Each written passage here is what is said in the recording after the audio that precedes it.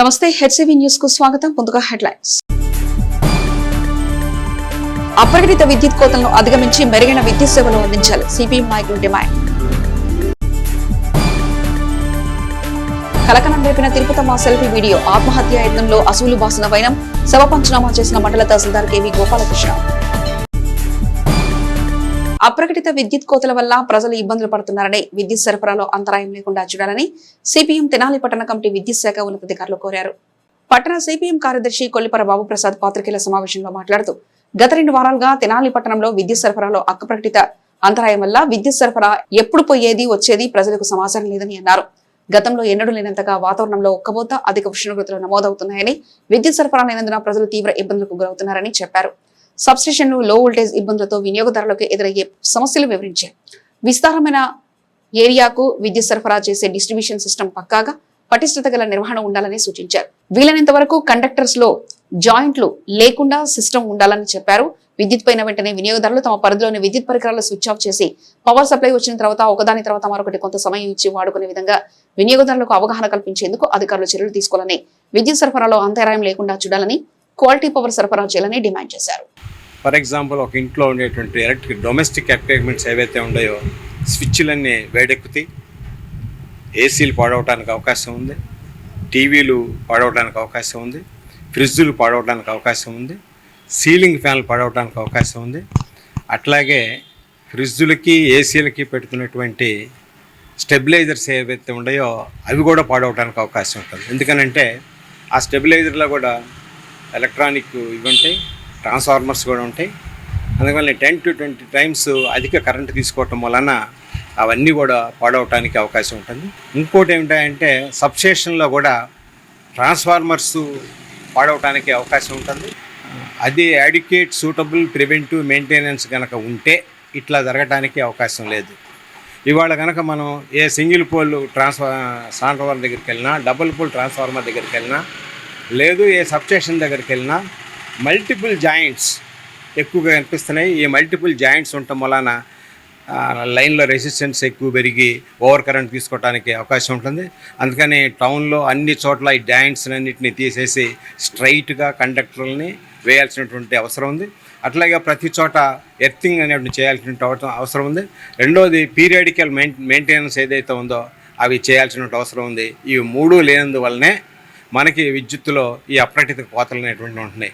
ఎప్పటికైనా సరే అధికారులు ఈ ప్రివెంటివ్ మెయింటెనెన్స్కి ప్రాధాన్యత ఇచ్చి దానికోసం ప్రత్యేకంగా వారంలో 1 రోజో 2 రోజుల్లో మొత్తం టౌన్ అంతా కూడా అన్ని ట్రాన్స్ఫార్మర్ల పరిధిలోనూ చర్యలు కనుక తీసుకుంటే తప్పనిచ్చి ఈ పవర్ ఇంటరప్షన్స్ని ఆపడం సాధ్యం కాదు.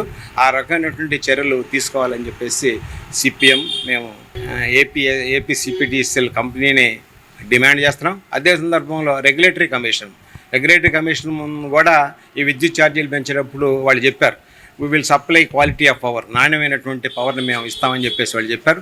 నాణ్యమైన పవర్ అని చెప్పేసి అంటే వోల్టేజ్ డ్రాప్ అనేటువంటిది ఉండకూడదు, ఈ ఫ్రీక్వెంట్ ఇంటరప్షన్స్ అనేటువంటివి ఉండకూడదు. కానీ ఇవి 2 కూడా మెయింటైన్ చేయలేకపోతున్నారు. ఈ 1986లో కన్జ్యూమర్ ప్రొటెక్షన్ యాక్ట్ వచ్చింది. అట్లాగే 2019లో ఈ కన్జ్యూమర్ ప్రొటెక్షన్ అమెండ్మెంట్ యాక్ట్ వచ్చింది. అందుకని ఏపీ సిపిడిసిఎల్ యొక్క సేవలు ఏవైతే ఉన్నాయో అవి కన్జ్యూమర్ ప్రొటెక్షన్ యాక్ట్ కింద కూడా వస్తాయి. అందుకని చెప్పేసి ఎవరైతే వినియోగదారులు ఈ క్వాలిటీ ఆఫ్ పవర్ అందువలన నష్టపోతున్నారో వాళ్ళు కన్జ్యూమర్ పవర్కి వెళ్ళటానికి కూడా అవకాశం ఉంది.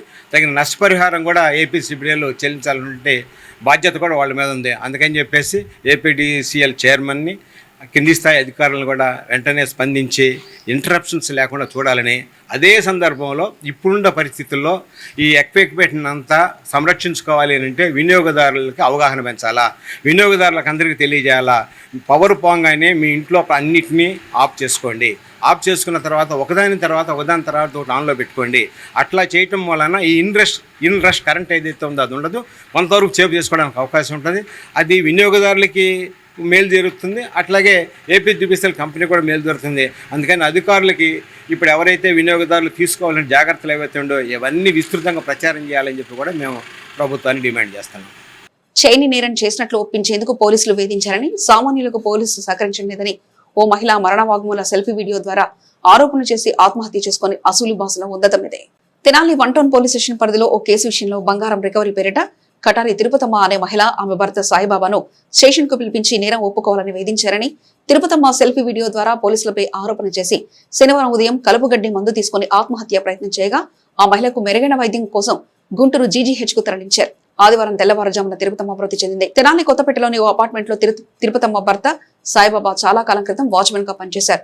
ఆ క్రమంలో అపార్ట్మెంట్ లో తిరుపతమ్మ పాచి పనిచేసేది. అపార్ట్మెంట్ లో ఓ మహిళతో తిరుపతమ్మకు ఉన్న సన్నిహిత సంబంధం కొంతకాలం తర్వాత వికటించింది. దీంతో తిరుపతమ్మ కుటుంబం అక్కడి నుంచి వేరే ప్రాంతానికి వెళ్లిపోయారు. ఇటీవల అపార్ట్మెంట్ లోని మహిళ తిరుపతమ్మపై బంగారం చోరీ చేసినట్లు వన్ టౌన్ లో ఫిర్యాదు చేసింది. విషయం తెలిసిన తిరుపతమ్మ తన భర్తతో పోలీస్ స్టేషన్ కు వెళ్లి తనకు బంగారం చోరీకి ఎటువంటి సంబంధం లేదని, తాను ఏ నేరం చేయలేదని పోలీసులకు చెప్పేందుకు తన భర్తతో శుక్రవారం పోలీస్ స్టేషన్ కు వెళ్లగా పోలీసులు వారి పట్ల అనుచితంగా వ్యవహరించారని, నేరం చేసినట్లు ఒప్పుకోవాలని పోలీసులు వేధించారని, పోలీసుల వల్ల తమకు న్యాయం జరగదని, అందుకే సూసైడ్ చేసుకున్నట్లు సెల్ఫీ వీడియోలో తిరుపతమ్మ ఆరోపించింది. ఇదిలా ఉండగా పోలీసులపై సెల్ఫీ వీడియో ద్వారా ఆరోపణలు వచ్చిన క్రమంలో మండల తహసీల్దార్ కేవీ గోపాలకృష్ణ ఎగ్జిక్యూటివ్ మేజిస్ట్రేట్ హోదాలో శవ పంచనామా చేశారు. మృతురాలు తిరుపతమ్మ కుటుంబ సభ్యులను విచారణ చేసి వాగ్మూలం సేకరించారు. తిరుపతమ్మ శనివారం ఉదయం 10 గంటల సమయంలో తన అత్త ఉంటున్న చోటుకు వెళ్లి గడ్డి మందు తాగింది. అది తెలుసుకుని తిరుపతమ్మ భర్త, కుమారుడు, అత్త ఆటోలో తిరుపతమ్మను తెనాలి ప్రభుత్వ వైద్యశాలకు తీసుకెళ్లారు. ఈ క్రమంలో ఇలా ప్రాణం విధికి ఎందుకు తెచ్చుకున్నావని తిరుపతమ్మను కుటుంబ సభ్యులు ప్రశ్నించగా పోలీసులను పెట్టి కేసు పెట్టిన మహిని బెదిరించేందుకు సెల్ఫీ వీడియో తీశానని తిరుపతమ్మ చెప్పినట్లు కుటుంబ సభ్యులు వాగ్మూలం ఇచ్చినట్లు సమాచారం. నేను ఈ వీడియో తీయడానికి కారణం ఏంటంటే, మేము చెయ్యని నేరాన్ని మమ్మల్ని కావాలని ఇచ్చేశారు.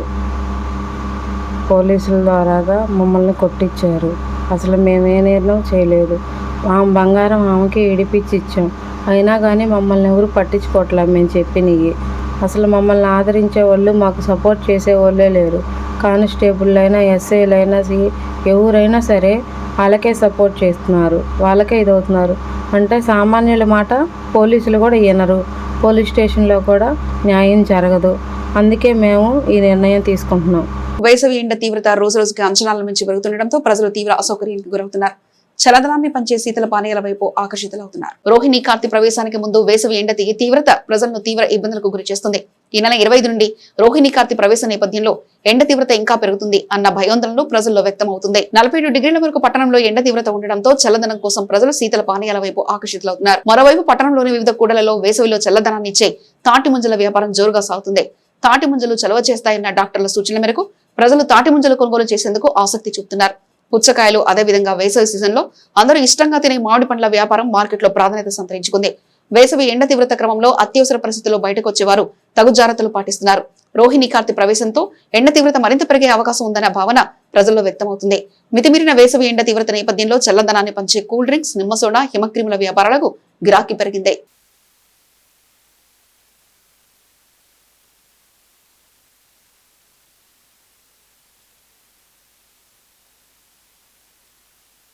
జాతి భేదాలు మరచి పిల్లి కూనకు పాలిస్తూ మాతృత్వాన్ని చాటుతుంది డాష్ హౌండ్ జాతికి చెందిన శునకం. తెనాలి పట్టణ వాస సమాజ సేవకులు, జంతు ప్రేమికుడైన తన్నీరు శివశంకర్ కు 2 నెలల క్రితం తల్లి లేని పిల్లి పిల్ల రోడ్డు మీద కనిపించింది.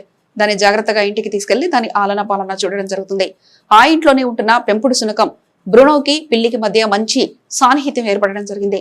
ఇదే సమయంలో తల్లి పాల కోసం వెతుకుతున్న పిల్లి పిల్ల ఆ శునకాన్ని తల్లిగా భావించి దాని చనువాలు తాగే ప్రయత్నం ప్రారంభించింది. ఇప్పటి వరకు గర్భం తాళించిన ఆ శునకం కూడా పిల్లికున్న పాలు తాగే ప్రయత్నానికి సహకరించి ఏమీ అనకుండా అక్కున చేర్చుకొని ముద్దు చేస్తూ ఉన్న తరుణంలో అనూహ్యంగా ఆ శునకం చనుపాలు 2 నెలలుగా ఆ పిల్లికున్న తాగుతూ దానిని తల్లిగా భావిస్తూ కలిసిమెలిసి జీవిస్తున్నాయి. ఆగర్భ శత్రువులు అయిన పిల్లి, కుక్క 2 కలిసిమెలిసి తిరుగుతూ చూపర్లను ఆకట్టుకున్నాయి.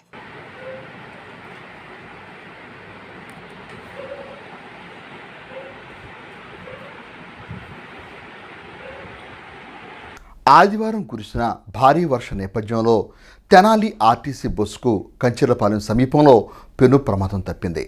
ఆ వివరాలు ఈ విధంగా ఉన్నాయి. తెనాలి ఆర్టీసీ డిపోకు చెందిన ఏపీ 07Z261 నెంబర్ గల ఆర్టీసీ బస్సు ఆదివారం రాత్రి వల్లభాపురం నుండి తెనాలి వస్తున్న క్రమంలో భారీ వర్షం నేపథ్యంలో కంచెలపాలెం వద్ద ఎదురుగా వస్తున్న లారీని తప్పించుకునేందుకు బస్సును పూర్తిగా ఎనవైపు తిప్పడంతో బస్సు ముందు భాగం నిజాంపట్నం కాలువలోకి వెళ్లిన ప్రమాదంలో బస్సు సగభాగం కాలువ అంచున బురదలో కూరుకుపోయింది. ఆ సమయంలో బస్సులో ఉన్న 40 మంది ప్రయాణికులు సురక్షితంగా బస్సు నుండి బయటికి రావడంతో పెను ప్రమాదం తప్పింది.